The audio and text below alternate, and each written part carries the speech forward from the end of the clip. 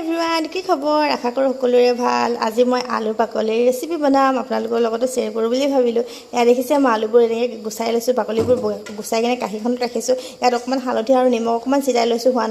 সোৱাদ অনুযায়ী আলু বাকলি খাব লাগে সৰু ল'ৰা ছোৱালীক খুৱাব লাগে কাৰণ আলু বাকলিত বহুত কেলছিয়াম আৰু ভিটামিন বি থাকে যাৰ কাৰণে হাৰ্ডিবোৰ মজবুত হয় দেৰি নকৰি ৰেচিপিটো আৰম্ভ কৰোঁ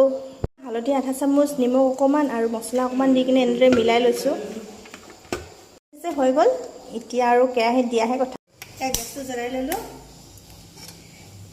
এতিয়া কেৰাহী এটা পাতি লৈছোঁ মানুহ যদি এনেকৈ ক'লে কেৰাহীটো ক'লা নেহাঁহিব আৰু দেই কেৰাহীটো ক'লা হ'লে ইয়াত মিঠাতেল ঢালি লৈছোঁ আপুনি ৰিফাইন তেলো দিব পাৰে মই মিঠাতেলে বনাইছোঁ তেলখিনি গৰম হ'ব দিছোঁ তেতিয়া গৰম হৈছে আলু বাকলিখিনি দি দিওঁ দেখিছে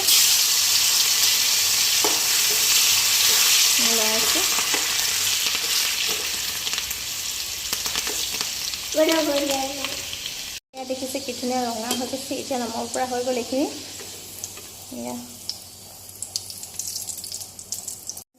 নমালোঁ ভাজি ল'ম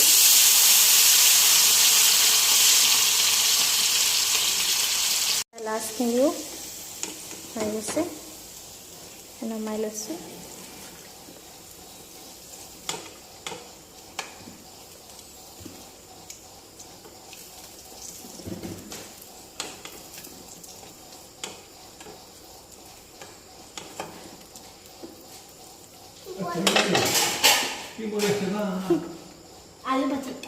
দেখিছে এইখিনি ইয়াত খাবৰ টাইমত মই এই মেগী মছলা অকণমান ওপৰে ওপৰে এনেকৈ ছিটাই দিম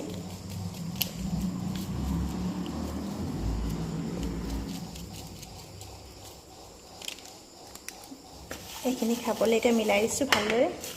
এতিয়া খাব হৈ গ'ল এয়া বেটি খোৱা এয়া বেটি খালে